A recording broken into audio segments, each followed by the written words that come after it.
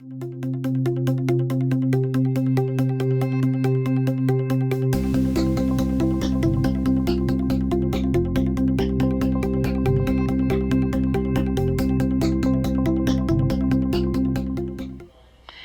welcome to Get Real. We're so excited that you're joining us today for another engaging conversation with independent financial advisors and industry leaders who support their practices. Today, our special guest is Sean Rice, Vice President and Trust Officer at Garden State Trust Company, a premier New Jersey independent trust company providing investment management, trust, and estate planning services and elder solutions for retired and soon-to-be retired individuals. Sean, welcome. Thanks for having me, Meg. Thanks for having me, Genevieve. Oh, you're welcome. Thanks for being with us today. We are so glad that you're here, and I was trying to think earlier this morning how long ago it was that we met and under the circumstances by which we met, but I know that we hit it off immediately, and I knew that you would be a great guest one day on Get Real, and thank you so much for joining us. We're so happy you're here. Absolutely. Long time coming. Just glad to be able to do it. So Garden State Trust Company was established in 2008, and it's privately owned. You're not part of a larger bank, and all of that makes you very unique. So talk to us about that and the value that you bring to your clients. Yeah, absolutely. And it's really a unique model that we have, being an independent trust company and also being local and based solely in the state of New Jersey. So, you know, a lot of RIAs can certainly appreciate the fact where you're independent, you're able to have those local meetings with clients, but at the same time, you have a lot of experience in the industry, which we do. Our founders actually, prior to Garden State Trust Company, had about a collective 60 years experience. In 2008, we were founded both in the independent trust company world and also in the big bank trust department world. So we like to tell clients that we have the best of both worlds in terms of experience, but also accessibility, right? Being independent, being local. Clients are able to call us anytime with questions. They don't have the 1-800 trust officer of the day. They have a lot of continuity with who they're working with. And we're actually able to meet in person.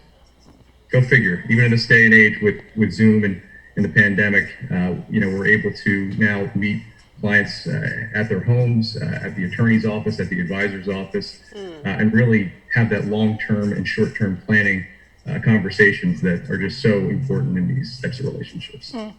It is invaluable, and the in-person factor, even without COVID, right? To be able to have that intimacy when you're helping your clients through really significant periods of their lives.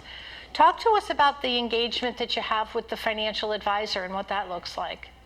Yeah, absolutely. And while as a trust company, we do manage assets, being independent, we also offer the unique ability to partner with outside advisors, investment managers, and we mostly do so within the role of the directed trustee role. And many advisors might be familiar with this, but for those who aren't, it effectively is where Garden State is able to serve as what we call the administrative only trustee, where our job is essentially every role, every responsibility of the trustee role, except for investment management. And that gets delegated out to the outside investment advisor, typically the client's trusted financial advisor. And it really is a great solution. You know, many clients, they have multi-decade, sometimes multi-generational relationships with a particular advisor or firm.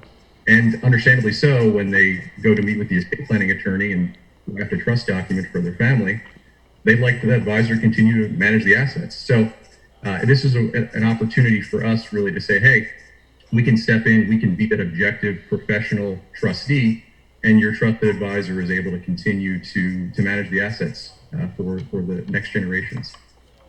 And that's so critical, right? When you're talking about, you know, trust documents and having that relationship with the client and the personal side of what you're able to provide as a trust company. Because, if you're working with a financial advisor, more than likely they have that succession plan, that younger advisor coming in, and you want to sort of encapsulate it in this little universe, this little microcosm, because that's the differentiator, right? That's the personal side of the business versus, as you mentioned, was it 1-800 dial a trust partner? Right? Either way, it doesn't sound good. There's a very distinct difference between those experiences. And, talking about experiences and trust, people create trust for very specific reasons, right? And these are, you want to keep, even if it's within the family, you want to keep the family as the family unit, and you have the financials over here on this side. So talk to us about the scenario where maybe I want to name someone in my family as my trustee. What's the good and the bad of that? Exactly, and that really is what it comes down to who's going to serve as a trustee. It's pretty simple. It's either individual, relative, or friend. Now, there's a number of different solutions. You could do one or you could do a co-trustee situation. But I think that the questions that you want to ask when you're considering your fiduciary, your trustee, really is, okay, the individual that you're thinking about, are they local? Do they have their own family and job and other life responsibilities that could potentially get in the way of being able to serve as a trustee? What is their age relative to the beneficiary, right? You might have a sibling, when you're in your 70s or 80s, who you'd say could serve as a trustee if you pass away. Maybe it doesn't work so well if the beneficiary is 30 years old, or it might not come into play for a number of years. So there's a lot of questions that you should ask, but oftentimes what we end up suggesting for clients who are on the fence as to whether they should hire a professional or serve or have an individual serve is do a co-trustee situation.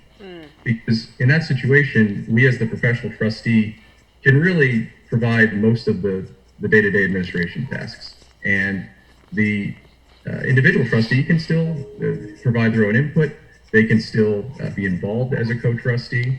But really, we're taking a lot of the burden and responsibility off the shoulders of the individual trustee. Yeah. And John, Deb, I know you pointed this out before, and it's so true that the biggest downside oftentimes of naming an individual trustee is the fact that you're taking what oftentimes is either a brother-sister relationship or an aunt and nephew relationship, and now you're putting it into a trustee-beneficiary relationship. Right.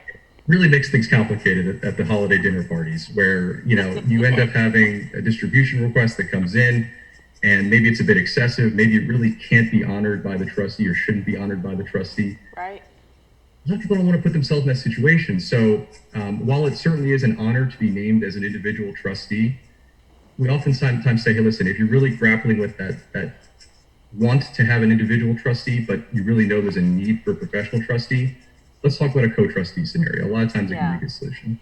And you brought up a good point, which was going to be my next question, right? When you put the operational and the administrative aspect aside of being a trustee, let's talk about the liability, because do people really understand if I'm saying, okay, to my brother, my sister, sure, I'll be your trustee. Am I really understanding the liability that I'm placing on myself by accepting that position? Most of the time, no. And while liability certainly can scare a lot of people, the word liability, I think responsibility oftentimes is what ends up driving people away from wanting to do the role. Because the reality of the situation is if you're signing up to being a trustee, that could be a multi-decade responsibility, right? The role of executor at least has a shelf life of 1 to 2 years. You could be on the hook for being a trustee for a long time, and sometimes it isn't easy to find a successor trustee.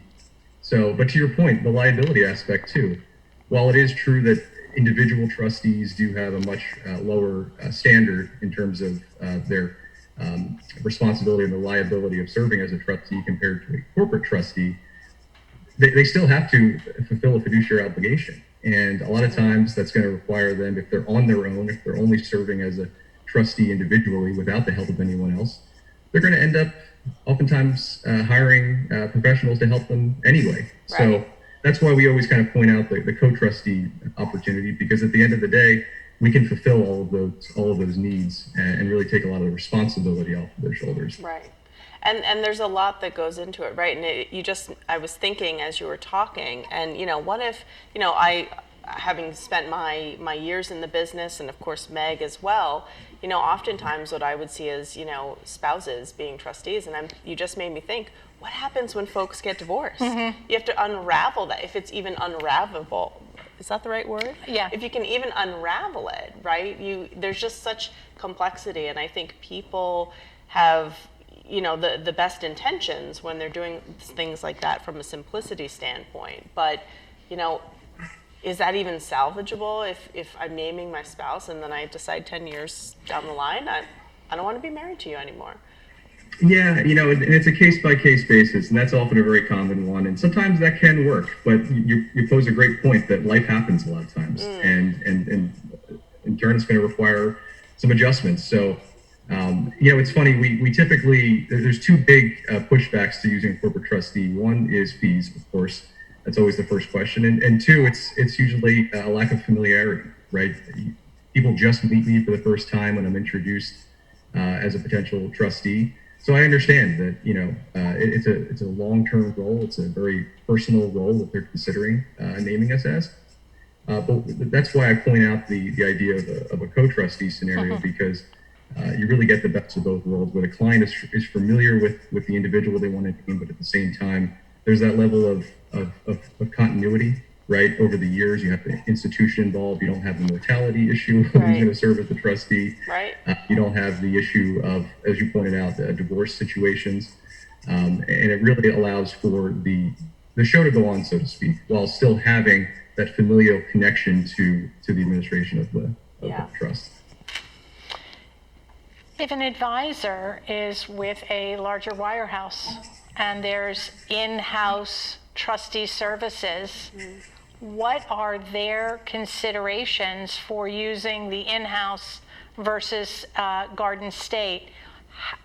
Is one better than the other? Does one offer different types of services? Really, how does an advisor go about staying in-house or perhaps engaging with an organization like yourself?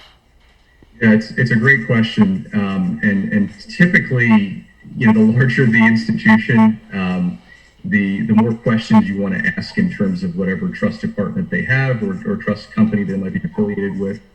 Oftentimes, and not always, but many times, there can be a misconception as to the level of involvement that the family financial advisor is going to have in terms of administering the trust.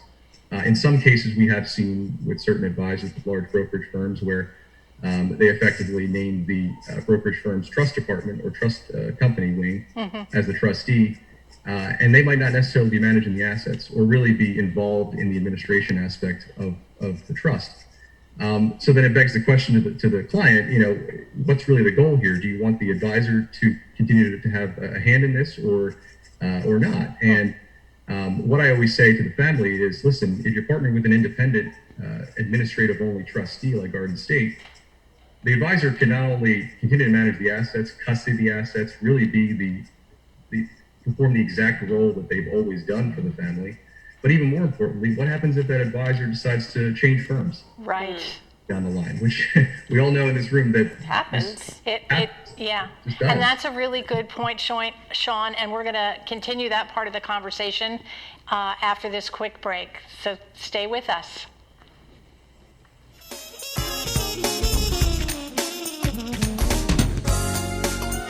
This plus this equals this plus this and this.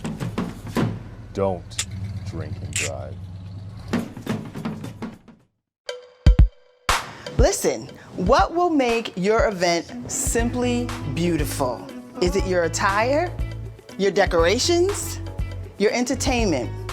Well, join me, Alicia Simone, as I chat with some amazing vendors and clientele who will share their stories and images and their experiences. Right here on RVN TV, Tuesday at 11:30 a.m. and Wednesday at 4 p.m. It will be simply beautiful. See you then.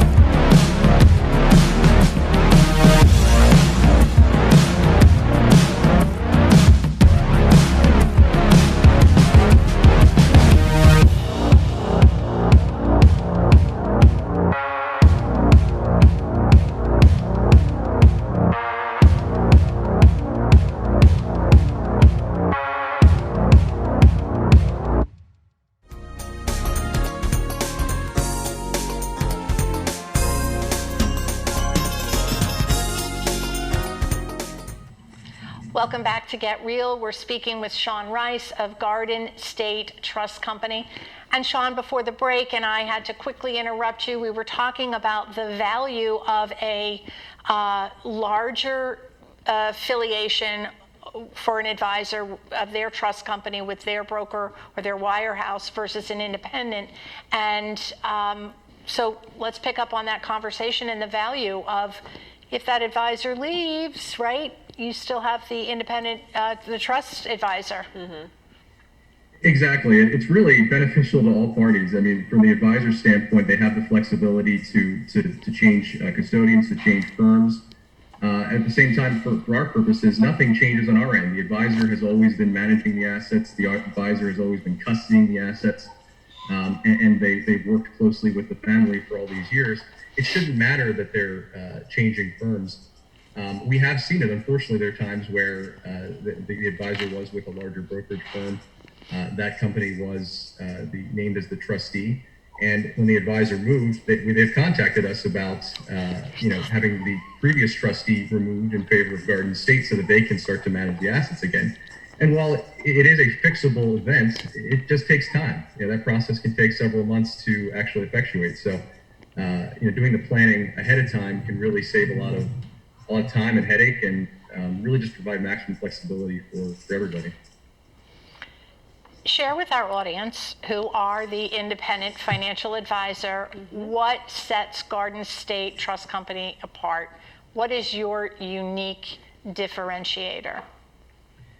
Absolutely. I mean, going back to the first thing we talked about, really the fact that we're local, we're smaller, we're more nimble. When the advisor or the client gives us a call about having a question involving the planning and the administration of the trust, we're there to answer the call. We're there to meet in person. One of the best examples I always give to highlight how we're different is a client gives us a call for a distribution request. Considering that we're a lot smaller, a lot less red tape, we can quickly turn around a distribution request in as little as 24 hours in certain situations. And as you both probably know, and many advisors might unfortunately know, a lot of times with larger trust companies or larger organizations, they have what's known as a distribution committee meeting once a month, where all the requests come in and they're reviewed in 1 month, and that's what the client has to deal with.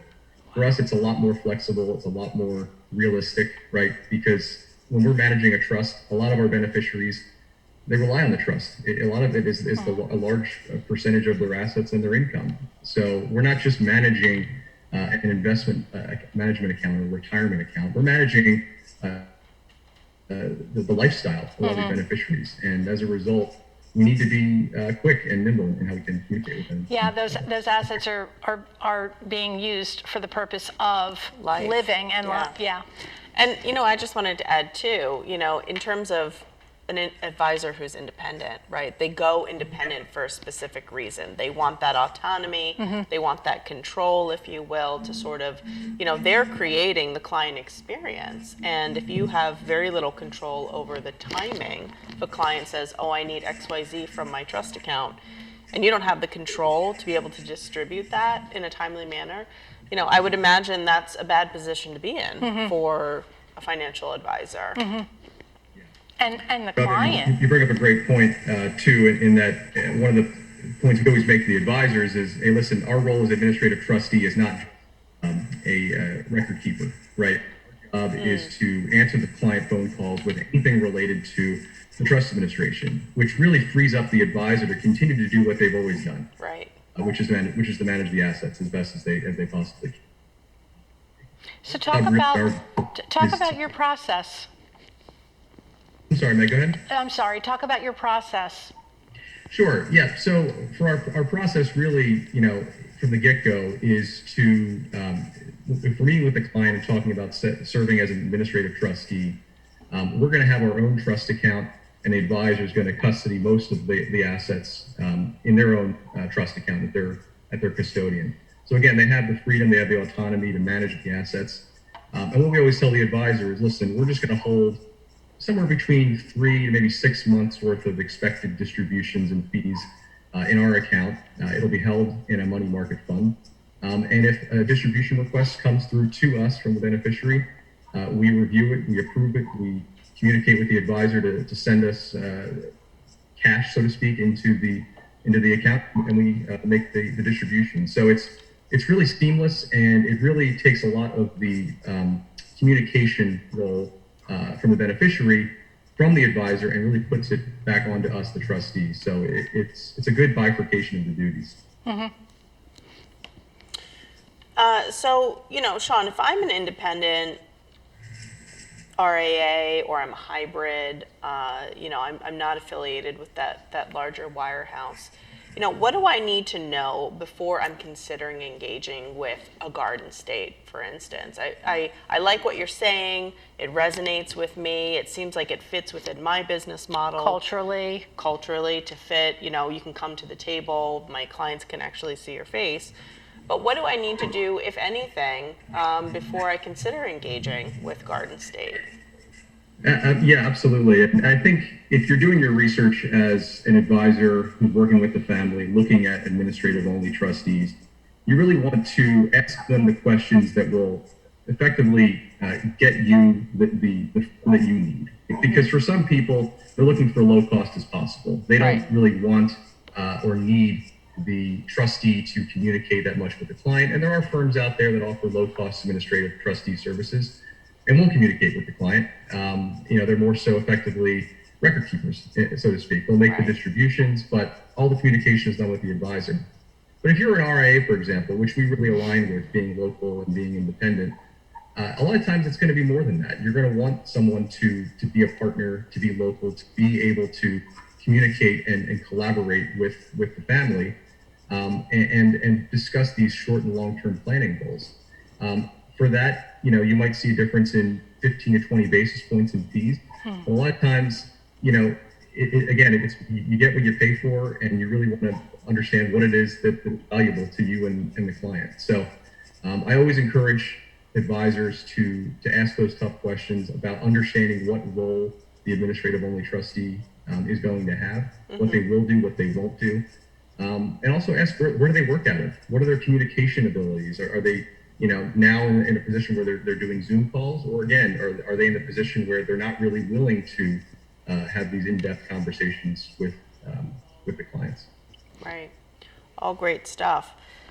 So how else do you partner with advisors, to help them navigate the trust process with their clients? Because I would imagine, a typical advisor isn't doing trust type of accounts or operational things on a daily basis, right? It may not be that familiar for them. Or, maybe they've grown their practice and now they're just starting to get the type of client that requires that trust. So obviously for folks that do it every day, it's rote and you know it really well. But how can you help partner with those advisors who are just starting down that path in terms of that being one of the services they offer, to make sure they do it right? You hit the nail on the head that this is a very unfamiliar territory for many people, including, honestly, understandably, advisors. It's not their core focus. So we are always willing to guide them, to make connections to estate planning attorneys, to make some suggestions for conversation topics to have with those attorneys, with their clients. And if they're interested in naming Garden State as either a current or future trustee, we're always happy to help with the planning aspect of that, and looking at the document, making sure that it's drafted properly, that we're able to administer it. And what I always say to advisors too is, look, getting involved, especially in that situation you mentioned, Genevieve, for younger clients who probably won't need our services for many years, taking the time to educate them about trust planning, about estate planning, taking them to the estate planning attorney, guiding them through that process, showing them they have a solution to be able to fill their needs with an independent trustee. It really not only endears them to the client even further, but it also provides them a clear-cut pathway to managing the assets for the next generation, right? They're written into this document. They've been appointed by the grantor as the investment manager within these for the benefit of their kids, or perhaps for a trust that is being funded now and will continue even beyond when the client passes away, which I know for many advisors, understandably, is a huge aspect of their practice, trying to achieve continuity for multiple generations. That's that's the ultimate in sticky, because advisors are trying to maintain a continuity, and when they're not having those conversations that are forward thinking and really bringing everyone to the table and offering value, like you say, you know, in the time of when a spouse passes and they're not happy with that advisor, out the door those assets go. Yeah. Yeah. And we Right. and we know that anything, you know, such as the service that Garden State provides, you know, that really creates that full circle of servicing. And again, everything that Meg and I espouse and folks that we have on the show, you're creating that client experience, right? So if I'm looking to work with a financial advisor and I'm seeing, oh, you have different, I don't want to call you a vendor because you're certainly more than that, but you have different relationships outside of your firm that I know I can rely on, that if something were to happen to me, or if, you know, you were to shift broker dealers that you're with or whatever affiliation, I know that stuff is okay, that's set. I don't want to think about it again, right? Because I think trusts often feel scarier than they need to be, right? Again, there's people that don't work with it every day, they're not familiar with it, right? They don't, but that's another piece they don't want to have to worry about. And there's so many people that need a trust and don't do them because they're afraid of them. Right.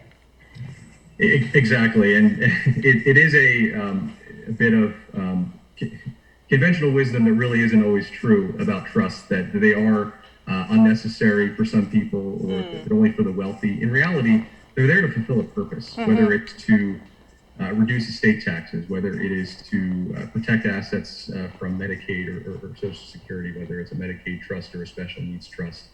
And for a lot of people, it's simply just to provide a long-term structure for the inheriting generation. A lot of these trusts are very, very flexible in terms of the income that it's allowed to provide, for the principal that it's allowed to provide for the beneficiary.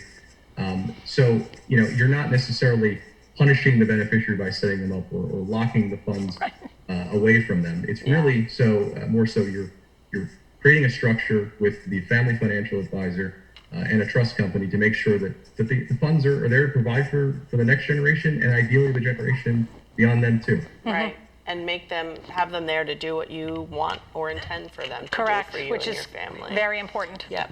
So Sean, thank you so much for joining us today, and it was a pleasure learning about, you know, Garden State and how you partner with advisors. So thank you for joining us. Thanks to you both. I really appreciate it. You're Thank you. welcome. And to our audience, thank you for joining us, and we hope that you have a couple of pieces of information that perhaps would work well for your practice. And if you are looking for that more independent trust services company, consider Garden State as one of your options locally here in New Jersey. Till next time, have a great day.